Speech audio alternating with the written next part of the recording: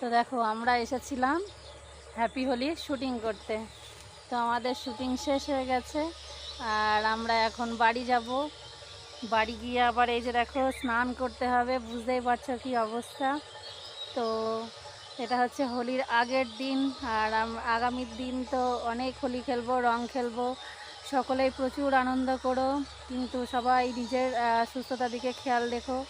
আমরাও যতটুকু পারি করব, কিন্তু আমরা এমন গ্রামে থাকি যে এই গ্রামে অতটা মানে উৎসবে অতটা সবাই মানে বড়রা আর কি পার্টিসিপেট করে না, বাচ্চারা যেটুকু করে করে।